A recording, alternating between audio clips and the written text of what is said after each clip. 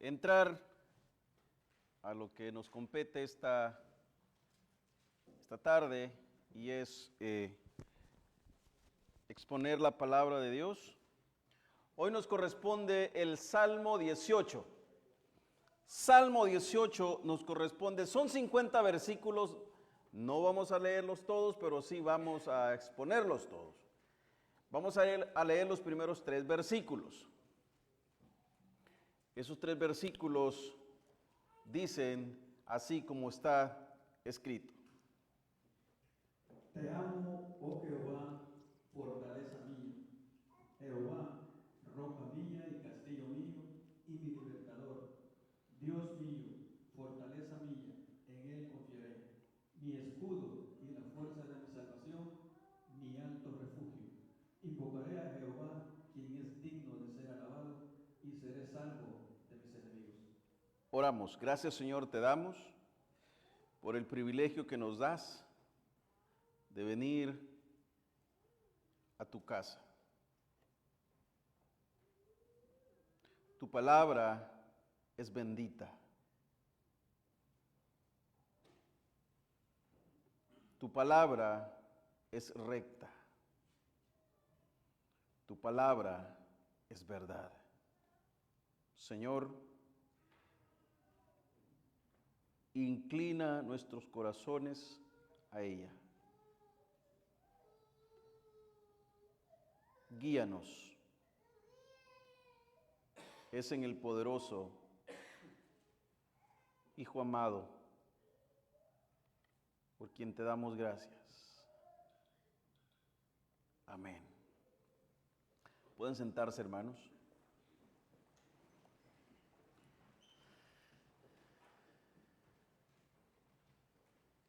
Yo quiero hacer una pregunta obvia antes de empezar este sermón. ¿Cuántos de aquí ocupamos el tiempo para leer el salmo que corresponde el siguiente domingo después que se ha predicado el salmo que ha correspondido ese día? ¿Cuántos? Bueno, parece complicada la pregunta. Ahora voy a simplificarla. ¿Cuántos hemos repasado el salmo que hemos estudiado ese domingo? Lo dejo en su conciencia. Dice la palabra, escudriñar las escrituras, porque a vosotros os parece que en ella tenéis Dios, mi roca y mi libertador. Dios, mi roca y mi libertador. El propósito principal, iglesia, en este salmo es mostrar cómo Dios libra, sostiene y exalta a los que confían en Él. Pues aquí es fácil volver y dirigir una pregunta hacia ustedes. ¿Cuántos confiamos en el Señor? ¿Y cómo en Cristo encontramos el cumplimiento perfecto de esta verdad? Iglesia, la palabra de Dios es tan viva, es tan eficaz, que podemos leerla las veces que Dios nos preste vida. Y cada vez que volvemos a leerla, Dios nos vuelve a hablar con la misma fuerza, con el mismo entusiasmo, con el mismo poder. La palabra de Dios es viva y eficaz cada vez que la leemos. Amada congregación, el Salmo 18 no es simplemente una poesía antigua. Es más bien una confesión teológica viva que nunca muere, es eterna. Es un testimonio de que Dios actúa soberanamente en la historia del pueblo y en la vida individual de cada hijo suyo. Como iglesia, en general, en colectivo, pero como vida individual también. De hecho, el sufrimiento, el cambio que recibimos, que experimentamos en privado, lo reflejamos colectivamente. Aquí no habla un hombre exaltado por sus triunfos, el Salmo 18, sino un siervo quebrantado que ha contemplado la grandeza del Dios que salva, del Dios que desciende, del Dios que se revela en poder y en misericordia para con sus hijos, o para sus hijos, o a favor de sus hijos. David levanta su voz no desde la comodidad del éxito. Un día de esto platicaba con alguien y le decía, hermano, yo en lo personal tengo problemas con las personas que hablan de éxito ministeriales y no saben ni lo que significa trabajar con una congregación, dirigir un grupo de hermanos. Es como que si un financista se le acerque a usted y comienza a querer educarlo cuando esta persona vive en quiebra toda la vida. ¿Verdad? No tiene lógica. No tiene lógica. David levanta la voz, pero tiene credibilidad. Hay credibilidad en la voz de este hombre. David levanta su voz, no levanta su voz desde esa comodidad del éxito, sino desde la profundidad del conflicto y reclama, Jehová es mi roca, pero no lo reclama en un tono de que dame, no, él lo dice desde un tono, es mío, me pertenece, él me lo ha dado. Jehová es mi roca. ¿Sabe qué, iglesia? Ese es el eco de un corazón que ha aprendido que toda seguridad humana se desvanece.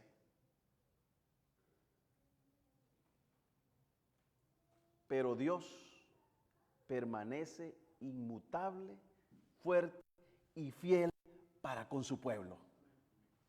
Para con su pueblo. Hoy,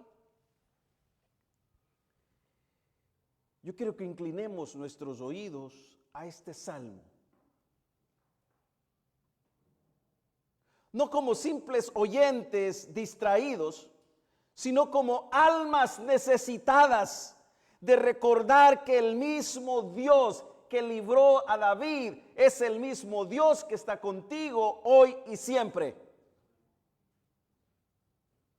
Hay una promesa que se le hizo al profeta y lo mencionaba el domingo pasado, y así como estuve con Moisés, estaré contigo. No te dejaré ni te desampararé. Esa promesa también es para ti y también es para mí. Así como Él estuvo con estos hombres, así como estuvo con los antepasados, así como estuvo con esos hombres que hemos admirado, que acaban de morir, que han sido grandes exponentes, también está con nosotros. Él es el mismo ayer y siempre. Aquí se nos invita, iglesia, a contemplar la majestad divina que irrumpe en medio del caos humano y adorar al Dios que salva con brazo poderoso, pero con amor. Brazo fuerte, pero tierno.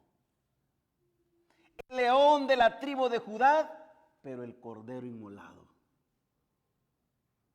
El padre, pero el amigo. el Dios creador del cielo y de la tierra, pero aquel que vino y dijo que no tenía dónde recostar su cabeza. Ese es tu Dios, ese es mi Dios. A ese es que invocó David, a ese es el que invocamos nosotros.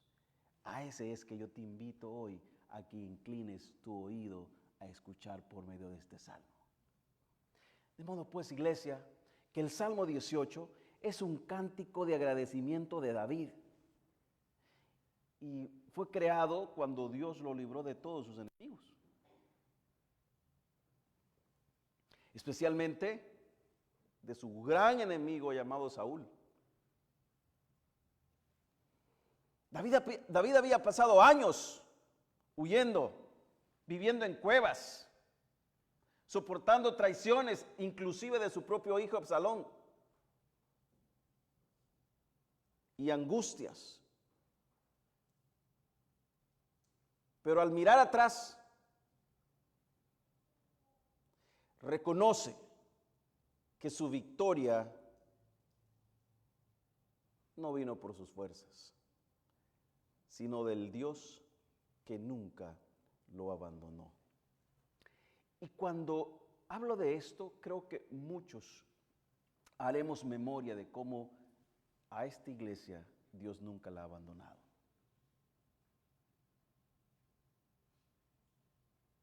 Pasaron vientos, vinieron vendavales, pasaron ríos,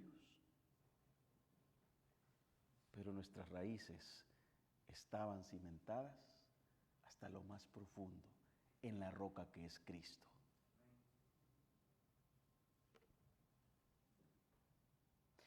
El Salmo 18 es una composición extensa y profundamente teológica donde David interpreta su historia personal a la luz de la acción redentora de Dios. Es un salmo real,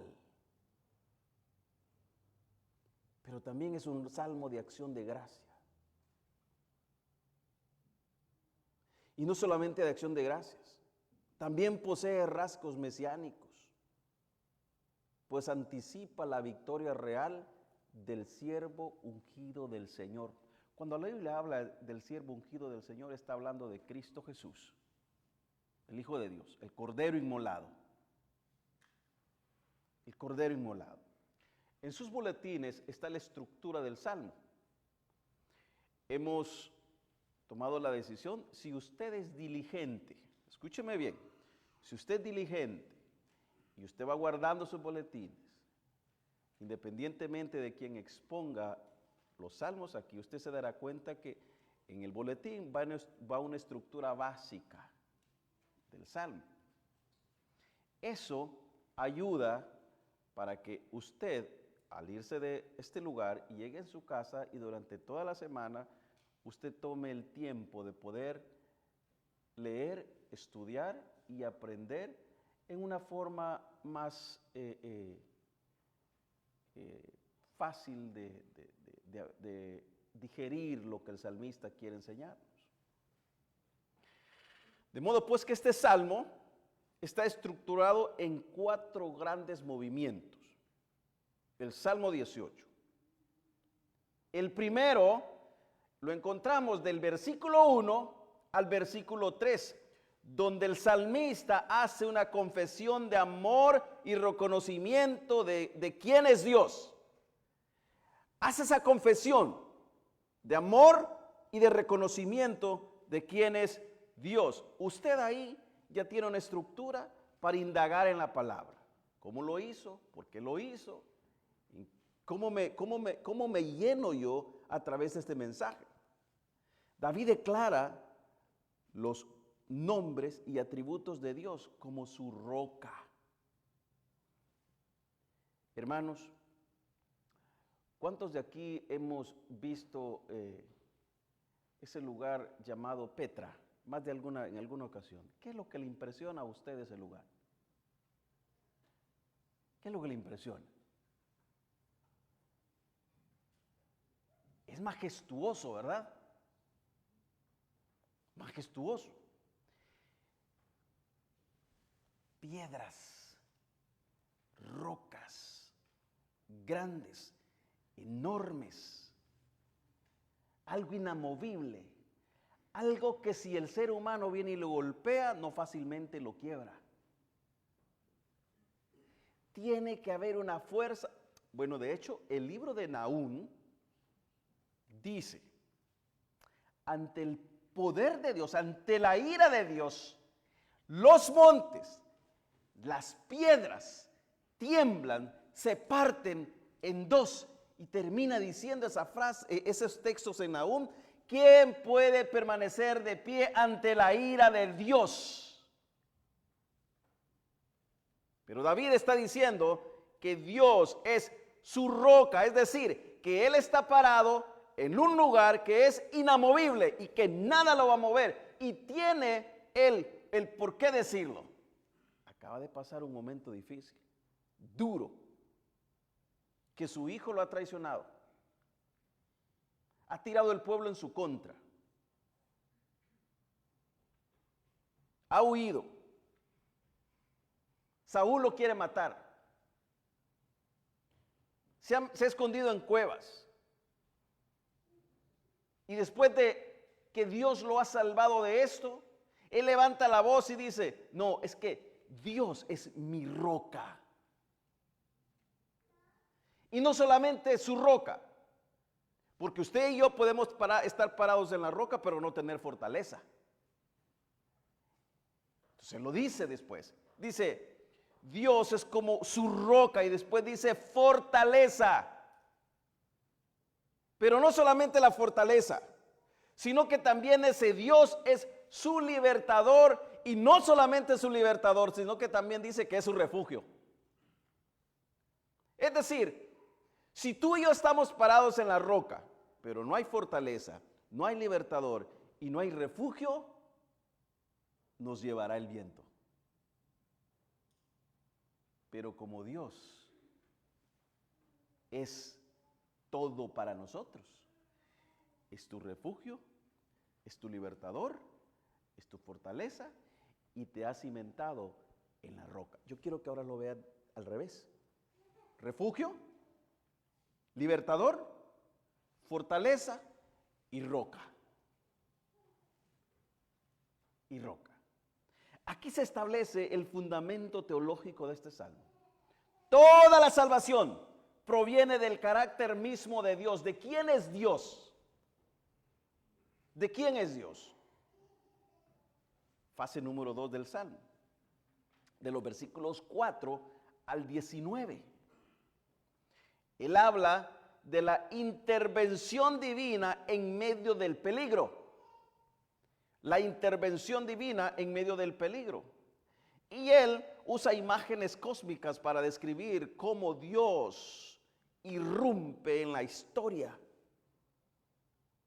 Pero lo hace con la descripción poética del temblor de la tierra y del fuego, que simboliza una manifestación del mismo Dios.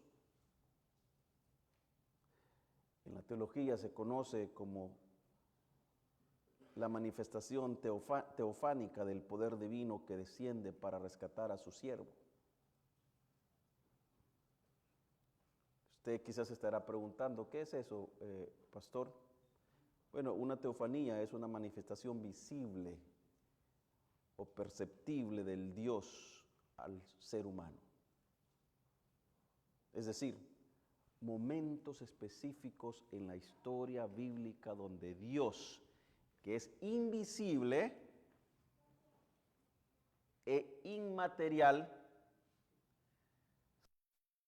perceptible de alguna manera, ya sea por medio de una figura humana, fuego, nube, voz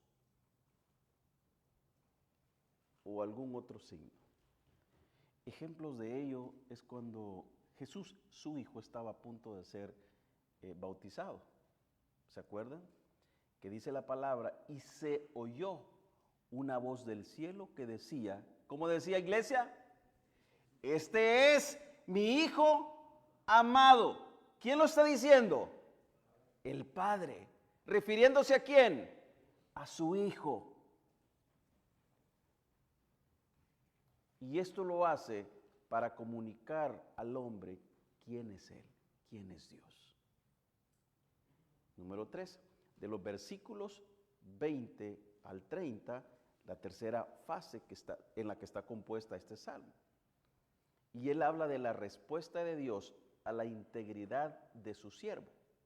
La respuesta de Dios a la integridad de su siervo. Ahora, yo quiero dejar bien en claro esto. La respuesta de Dios a la integridad de cualquier siervo no siempre será la misma. No siempre será la misma. En este caso, positivamente, es una respuesta que David experimentó, que lo salvó de sus enemigos. Pero eso no significa que va a suceder con todos los siervos del Señor de la misma manera, porque Dios hace con él, con quien Él quiere, como a Él le place. Porque también Esteban fue su siervo y murió apedreado. Juan fue su siervo. Los apóstoles fueron sus siervos. Y pregúnteles cómo murieron. Todos. David reflexiona sobre su obediencia y cómo la justicia de Dios se manifiesta a favor de los rectos. No como mérito humano, no, eso lo tenemos claro, sino como evidencia de una relación de pacto con Él, de Dios hacia el hombre, no del hombre hacia Dios. Porque todo lo que surge al entorno del hombre es de Dios hacia el hombre. De Dios hacia el hombre. Siempre ha sido así, iglesia. Todo lo que sucede al entorno de nosotros, Él lo encamina para bien. Él lo torna para bien. No es que de nosotros haya salido algo bueno y por lo cual Dios hace algo. No, es que todo lo que surge a nuestro entorno, Él lo encamina para bien. Dios. Y luego la cuarta parte de este salmo, de los versículos 31 al 50, Él habla acerca primero de la victoria, exaltación y reconocimiento final. David exalta al Dios que le dio poder, victoria y dominio. Termina con una nota universal y él dice: el Dios de Israel es digno de ser exaltado por todas las naciones. Lo que apunta, iglesia, proféticamente a la realeza directamente de Cristo Jesús, su Hijo. En definición y como introducción, el Salmo 18 es una teología del rescate de los hijos de Dios, donde el sufrimiento del justo se convierte en el escenario perfecto para la revelación de la gloria de Dios. Y la victoria humana es interpretada como el acto soberano de gracia divina del mismo Dios Todopoderoso. En este salmo, no solo es la historia de David, es también la historia de todo creyente redimido con la sangre del Cordero, que ha pasado por pruebas y que ha visto la mano de Dios levantarlo. Este salmo nos enseña que Dios es roca firme en medio del caos. Y quizás en un futuro podamos tener el tiempo de irnos más atrás en el Antiguo Testamento y comenzar a enseñar desde el Génesis y comenzar a hablar de esta palabra, caos, que se habla mucho en el libro de Génesis.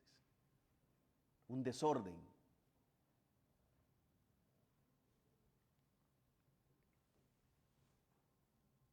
Dios es la roca fuerte, guerrero que pelea por los suyos y Padre fiel que cumple su palabra. habiendo dado la estructura del Salmo, comencemos con el punto número 1. Dios es nuestra roca y fortaleza. Del versículo 1 al 6. Él comienza diciendo, si usted le presta atención, aquí el salmista comienza muy diferente de cómo hemos visto los siguientes salmos. Usted se ha fijado que en los siguientes salmos el salmista ha comenzado con una queja, con un dolor, le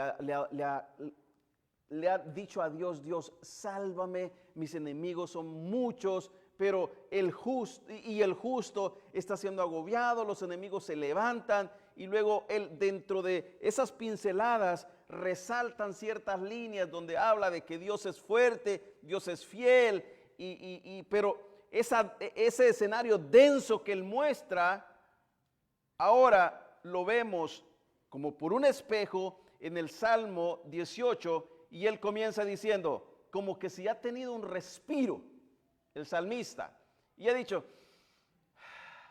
pasó, y ahora dice, te amo, oh Jehová, te amo, oh Jehová, fortaleza mía, Jehová, roca mía, y castillo mío, y mi libertador, David comienza con adoración, si usted le ha puesto atención, ese versículo es adoración.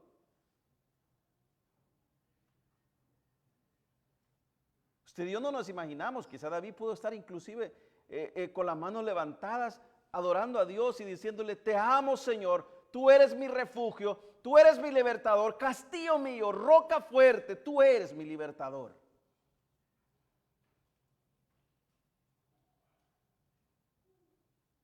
No pide nada, no pide nada, no se queja. ¿Sabe qué es lo que hace? Expresa su amor y su gratitud al Dios que lo creó. Y lo llama roca, fortaleza, castillo, libertador. Nuestras naciones hasta el día de hoy recuerdan los próceres, ¿verdad? En muchas de las escuelas están puestos en las paredes, se recuerda, se leen las historias. La iglesia de Cristo no tenemos cuadros pintados, colgados en una pared, porque Él mora dentro de nosotros. Nuestro cuerpo es la morada de Él mismo. Está ahí, nuestro libertador, nuestro castillo, nuestra fortaleza. Iglesia, si usted y yo nos diéramos cuenta el instrumento que nosotros somos para que dentro de nosotros more la tercera persona de la divinidad, hermanos, viviríamos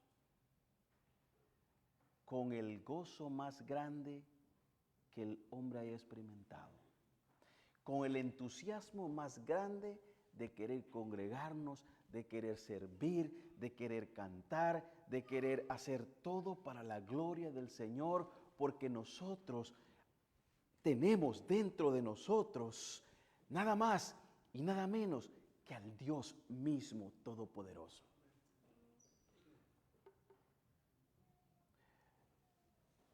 Me temo que hemos perdido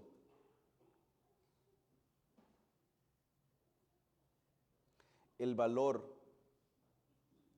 que el Espíritu Santo requiere que le demos.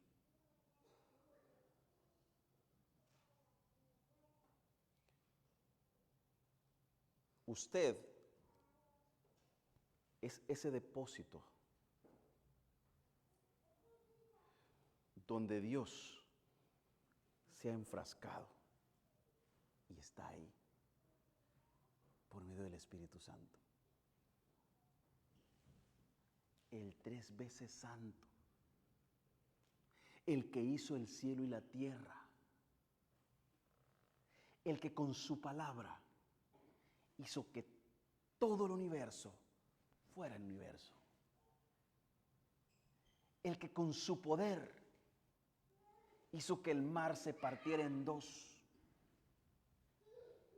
y que aquel pueblo de Israel pasara en seco.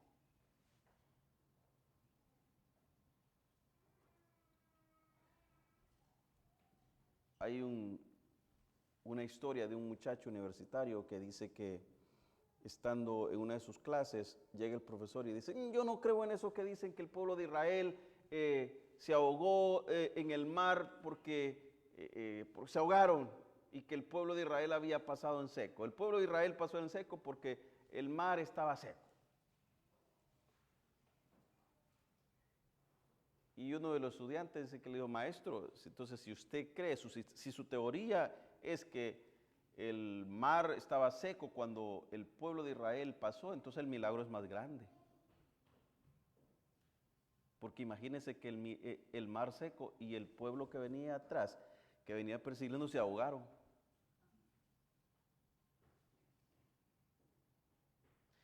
Cada una de estas palabras describe seguridad. Una roca es algo firme. Un castillo es algo,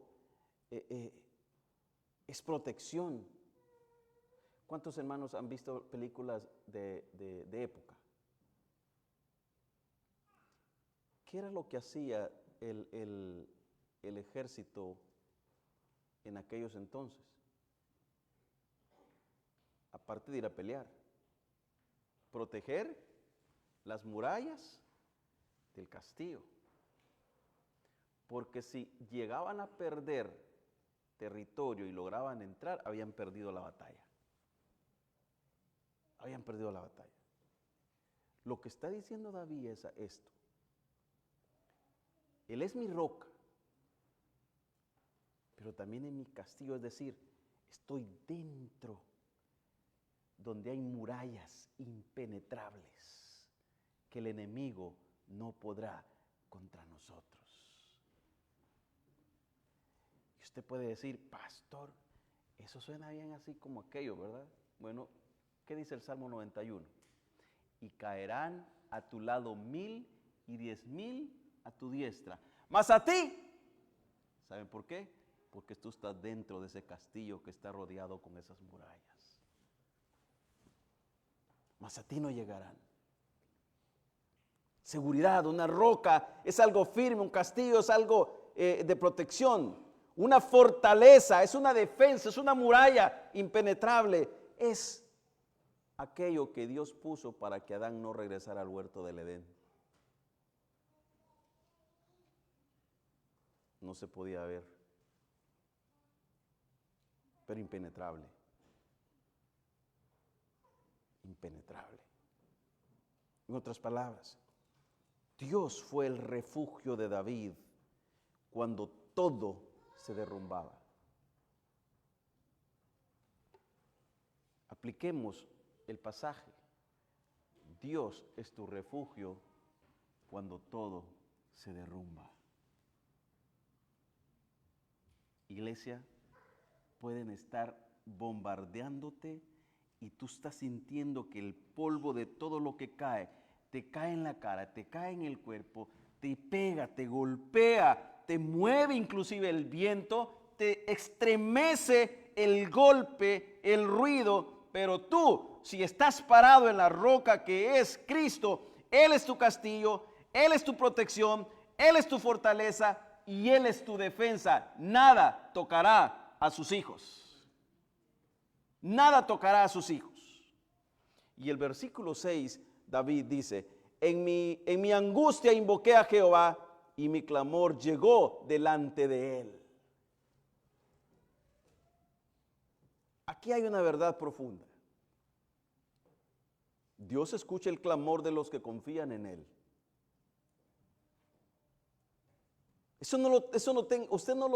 Que no le quepa ni la mínima duda. Él escucha cada palabra de sus hijos. aunque nadie te entienda, aunque parezca que Dios calla,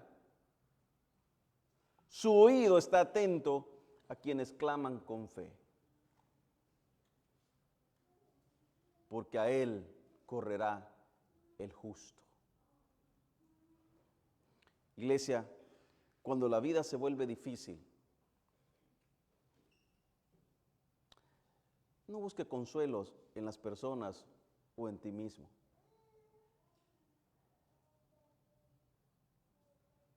Corre hacia tu roca.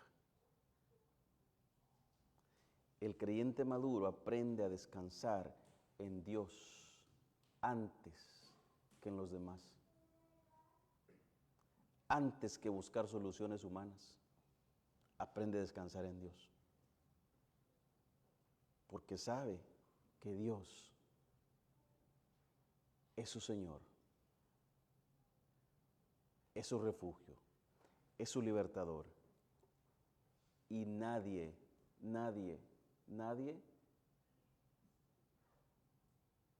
te defenderá como lo hace el Dios Todopoderoso. El hombre hará todo lo contrario. Y número 2, Dios actúa con poder para librar a los suyos. De los versículos 7 al 19. Aquí David usa imágenes muy fuertes. Él habla de tierra temblando, fuego saliendo, nubes oscuras.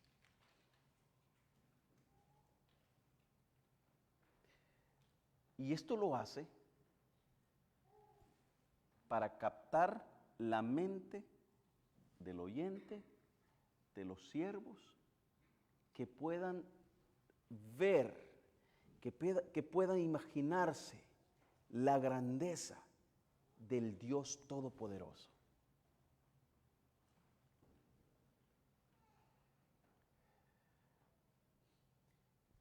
Allá por Texas, por esos lugares que es caliente, repetidamente escuchamos que hay esos tornados grandísimos que destrozan las casas, que inclusive hasta los animales los levantan.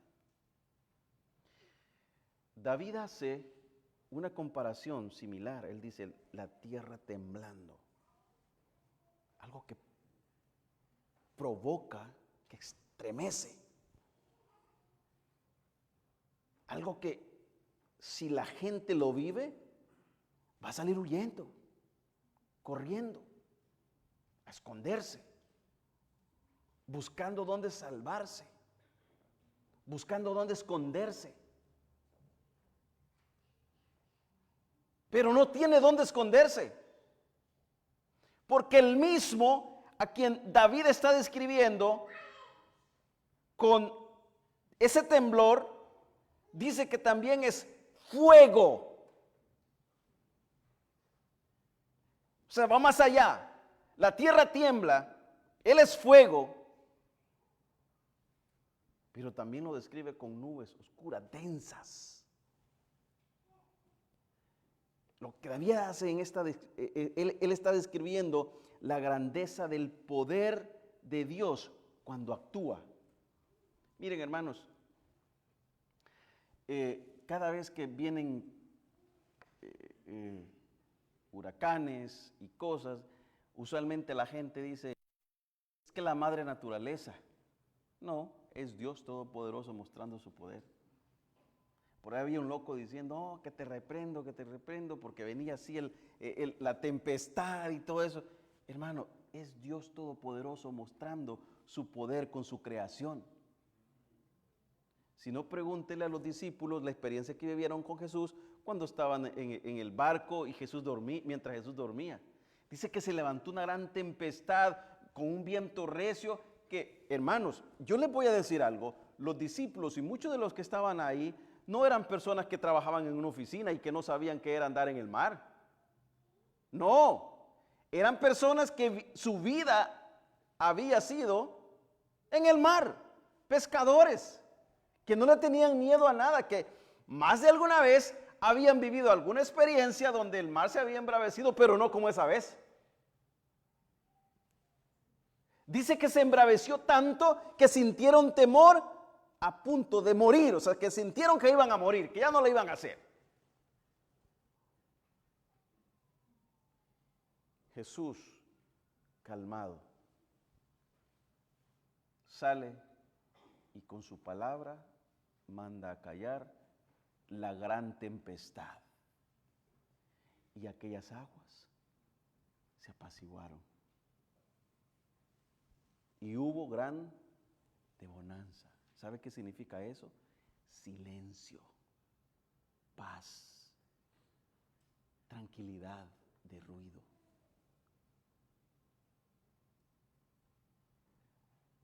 Hermanos, hay personas que si no es hasta que Dios hace cosas sobrenaturales, no dicen seguir a Cristo. Otros, aunque pasen cosas sobrenaturales, no le seguirán.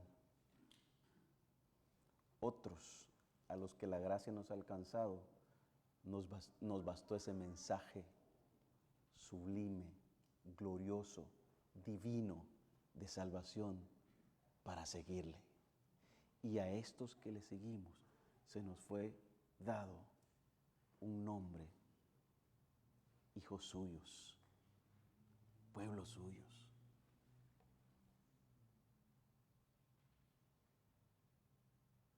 Estos van a seguir buscando señales, van a seguir esperando. Y cuando no se dé, se van a ir. Se van a ir. Esto significa que cuando Dios decide intervenir, nada puede detenerlo. Todo el universo se mueve, escúcheme bien, al servicio de su propósito. Todo el universo, las galaxias, que son innumerables, no se pueden contar. Si no, pregúntele a Abraham. Así será tu descendencia. No lo puedo contar. Y todo se mueve al servicio de su propósito. David dice en el versículo 16, envió desde lo alto, me tomó, me sacó de las muchas aguas. Las muchas aguas simbolizan las pruebas, los peligros, la desesperación. Y dice en el versículo 19, me sacó al lugar espacioso, me libró, porque se agradó de mí. En otro salmo, él dice, me sacó del pozo de la desesperación, puso mis pies sobre roca y enderezó mis pasos. Qué frase más maravillosa del salmista. Dios lo libró no porque David fuera perfecto, sino porque Dios se agradó de él.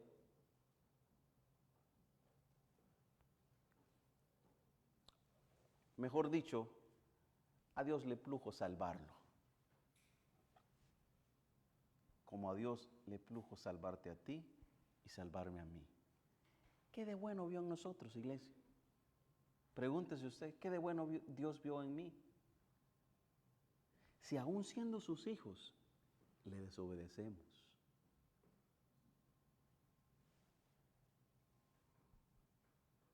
Si aún habiendo entendido el misterio del evangelio de salvación, le ofendemos. Charles Spurgeon dijo en cierta ocasión, gracias a Dios que Él me escogió antes que yo naciera y no después que hubiese nacido.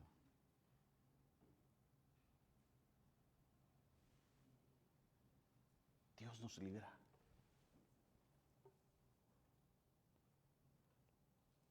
Así también, iglesia, Dios nos libra por gracia. Nos salva porque en Cristo se ha complacido, no en nosotros, en Cristo. Cuando el creyente sufre, debe recordar que Dios no ha olvidado su pacto. Siempre tengamos eso en memoria, iglesia. Dios no olvida su pacto. ¿Y cuál es ese, pastor?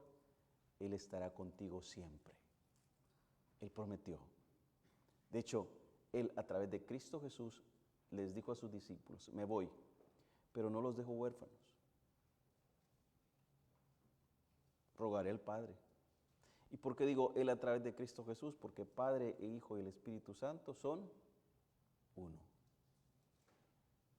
Entonces Él le dice, me voy, pero no los dejo huérfanos, rogaré al Padre, para que mi Padre que está allá, en los cielos, les envíe un consolador, el cual va a estar con vosotros siempre. Siempre. Dios no solo saca de la angustia, también conduce al lugar de descanso y libertad espiritual. Número 3. Dios recompensa la fidelidad de su pueblo. Versículos del 20 al 30.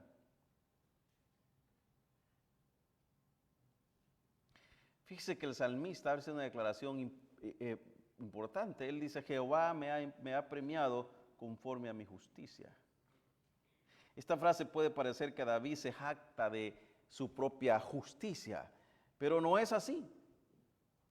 Él está diciendo, Dios ha visto mi integridad. Dios ha visto que camino rectamente. Durante los años de persecución, David permaneció íntegro ante Dios. Usted puede decir, pastor, ¿y cómo usted, por qué usted asegura eso? Bueno, porque en los capítulos anteriores él ha dicho que él le ha servido íntegramente a Dios, a su Padre. Y él le clama con voz al cuello diciéndole, mira, que íntegramente ha caminado, los enemigos se han levantado contra él, sálvalo. Durante los años de persecución, David no levantó su mano contra Saúl. Él bien pudo hacerlo, ¿se acuerdan? En la cueva. Cuando de repente él sale y el otro estaba dormido. Dios me salve de poner la mano sobre, inclusive él dice sobre tu siervo. Le hago una pregunta. ¿Qué hubiera hecho usted en el lugar de David? Seamos sinceros, hermanos. Ay, hermanos, usted no me conoce.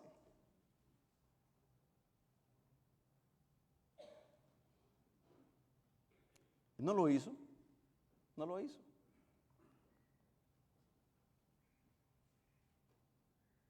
Dios ha visto la integridad durante sus años. Porque David no levantó la mano contra Saúl, él pudo hacerlo. Claro que sí. Aunque tuvo las oportunidades, mantuvo su corazón fiel. Mantuvo su corazón fiel. Aquí aprendemos que Dios conoce las intenciones del corazón, ¿verdad? Nos dice eso la palabra. Puede que los hombres no valoren tu fidelidad y al final no lo van a hacer. Pero Dios sí la ve y la recompensará, créeme. Dios la va a recompensar, la fidelidad hacia tu Dios. Y en el versículo 25 David dice, con el misericordioso te mostrarás misericordioso y recto para con el hombre íntegro. Ahora, vayamos a nuestra conciencia. ¿Usted es misericordioso para con sus hermanos, hermano? ¿Para con los demás?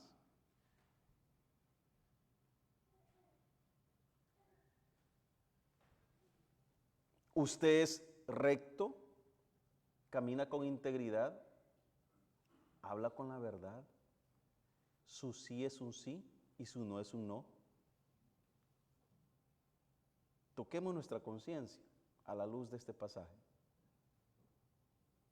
¿Qué resalta en nosotros? ¿El deseo despiadado de desquitarnos con el Saúl que tenemos enfrente? ¿O tenemos ese corazón íntegro por el cual podemos decirle al Señor, Señor, estoy aquí, mira a tu siervo, en integridad he andado?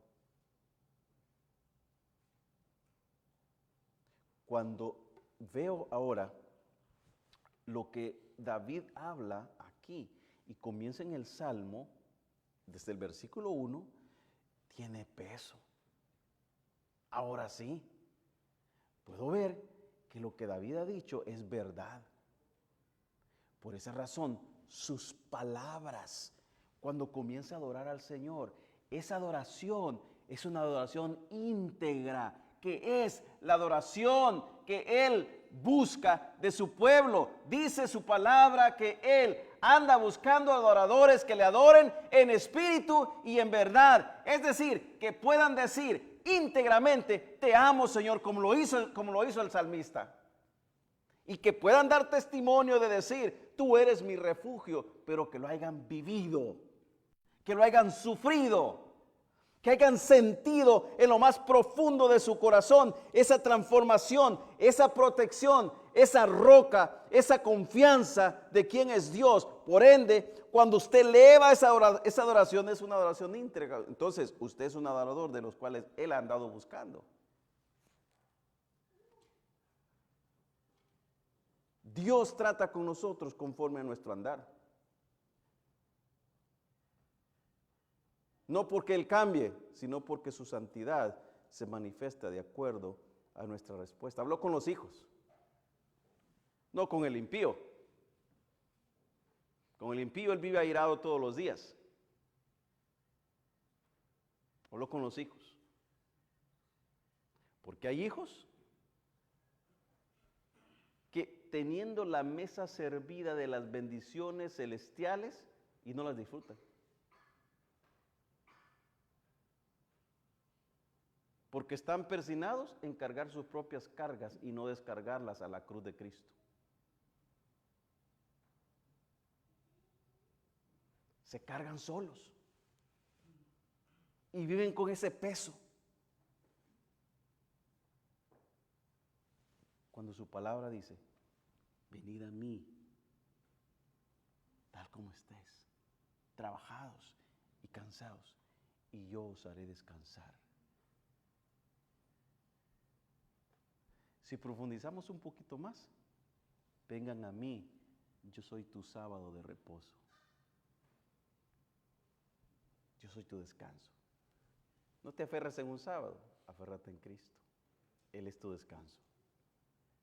El creyente debe vivir con integridad, no por temor, sino por gratitud. La fidelidad en lo pequeño abre la puerta para ver la fidelidad de Dios en lo grande. Y quizás ahora mismo usted le está dando vuelta su cabeza y ¿qué está hablando de prosperidad el pastor ahora? No, es lo que él dice que va a decir en aquel día cuando entremos al reino de los cielos. ¿O acaso no es eso lo que dice? Ven, buen siervo fiel, en lo poco me fuiste fiel. Ven, buen siervo bueno, en lo poco me fuiste fiel, en lo mucho te pondré el gozo de tu Señor. Es lo que dice. Y en el versículo 18, él resume la esperanza. 28, perdón. Tú encenderás mi lámpara. Jehová mi Dios alumbrará mis tinieblas. Mire, desde aquí comienza a replicar lo que más adelante va a decir. Lámpara es a mis pies tu palabra y lumbrera a mi caminar, a mi camino. Dios es quien alumbra cuando todo parece oscuro, iglesia. Si la fe se apaga, Él la enciende otra vez. No tú, Él. Es Él. Y número 5. Dios fortalece y capacita a sus hijos. Versículos del 31 al 45.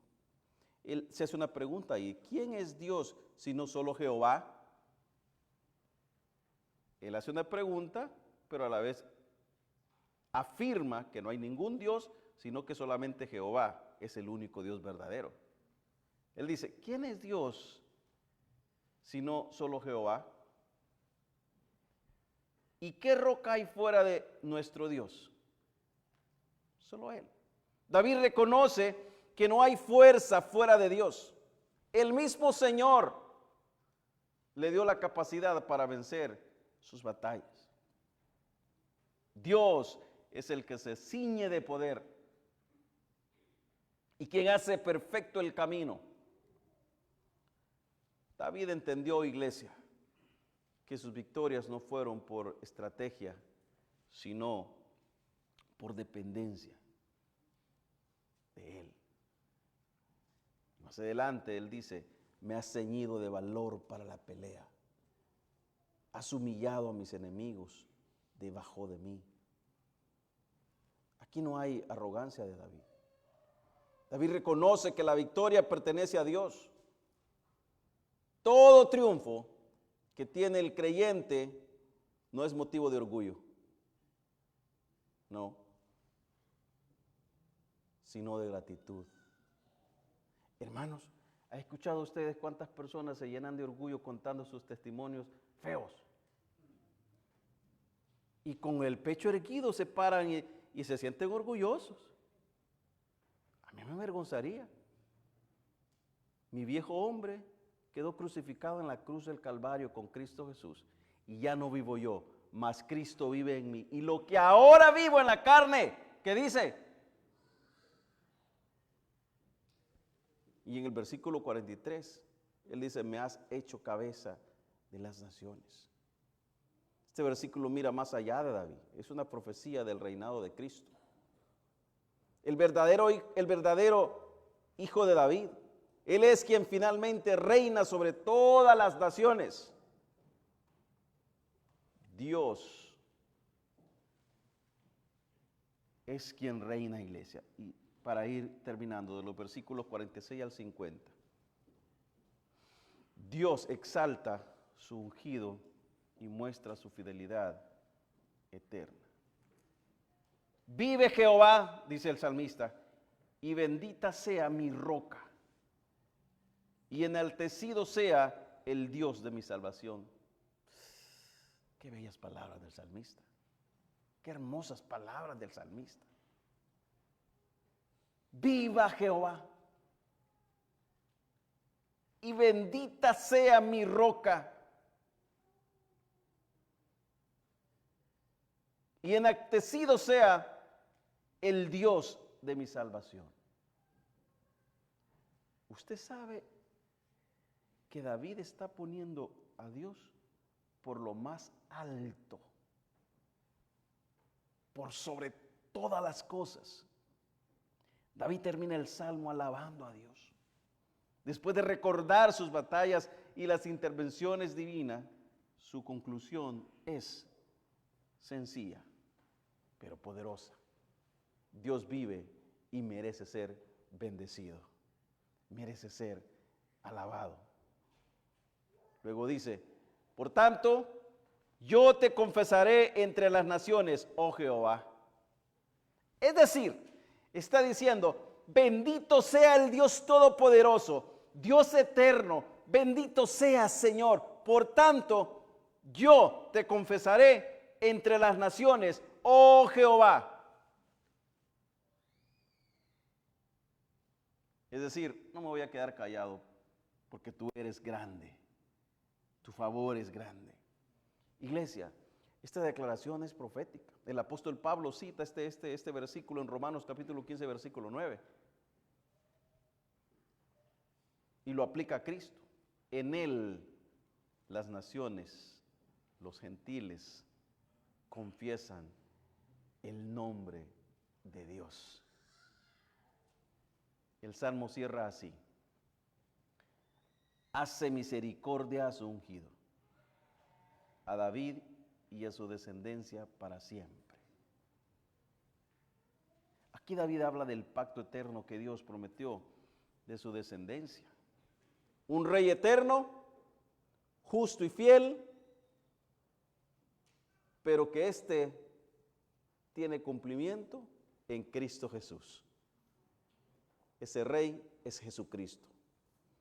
Todo este salmo apunta a Cristo.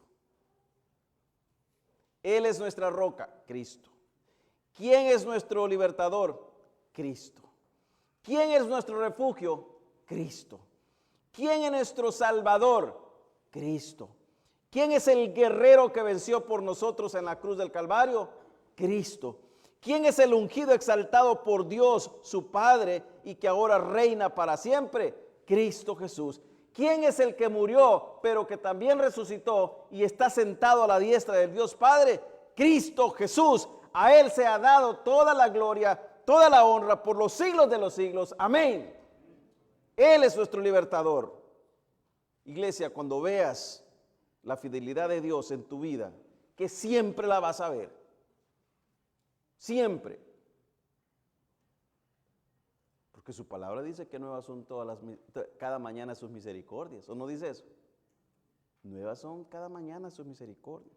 Cuando veas la fidelidad de Dios en tu vida, recuerda que todo apunta a Cristo, no a ti. No a ti. Ahora, si el mensaje de estos salmos no te provoca querer adorarlo ahora con un corazón contrito y humillado, yo te invito a que le ores al Señor y que le digas: Señor, permítame adorarte como tu siervo. Permítame caer de rodillas y decirte solamente 5 palabras, pero que esas 5 palabras sean genuinas. Que salgan desde lo más profundo de mi corazón. Porque la adoración genuina nace del corazón que ha sido liberado y que reconoce que Dios merece toda la gloria. Conclusión. El Salmo 18 nos enseña que Dios es el refugio del justo y que su poder se perfecciona en medio de las debilidades del justo, no de todos, del justo solamente.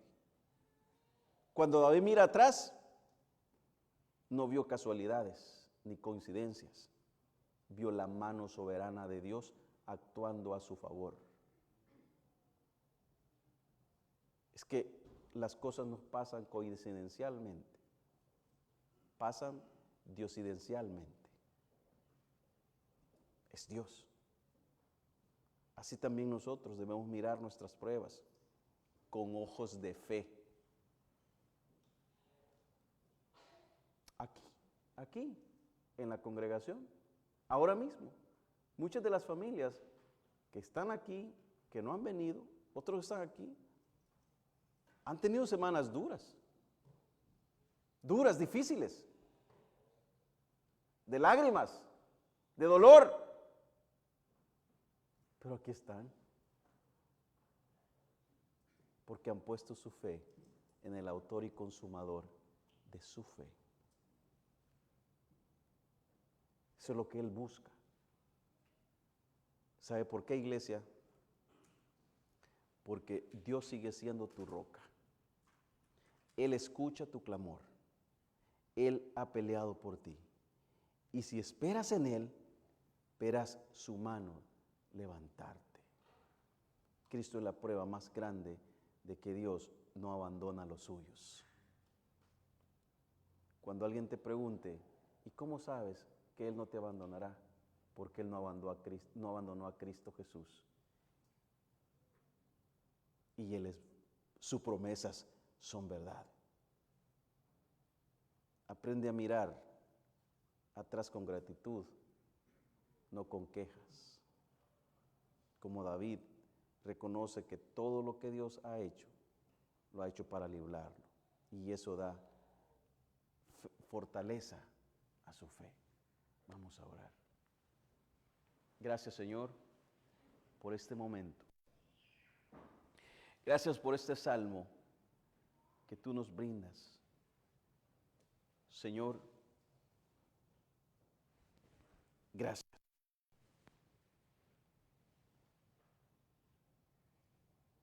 Bendito eres tú, Dios, Todopoderoso, ayúdanos a mirarte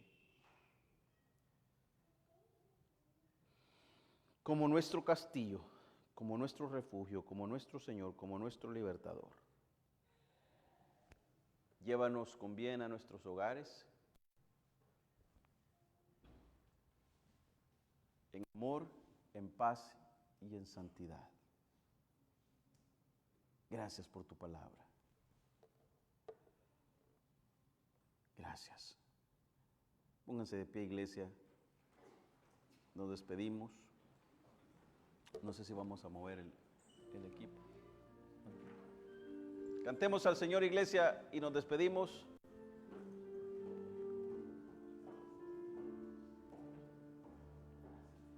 Te exaltaré y bendeciré. Alegrémonos en el Señor cantándole eternamente y para siempre. Cada día te bendeciré y alabaré tu nombre eternamente y para. Juntos digamos: grande es Jehová y digno de suprema alabanza, y su grandeza inescrutable, cada día te bendeciré. Generación a que celebrará tus obras y anunciará tus poderosos hechos. Cada día te bendeciré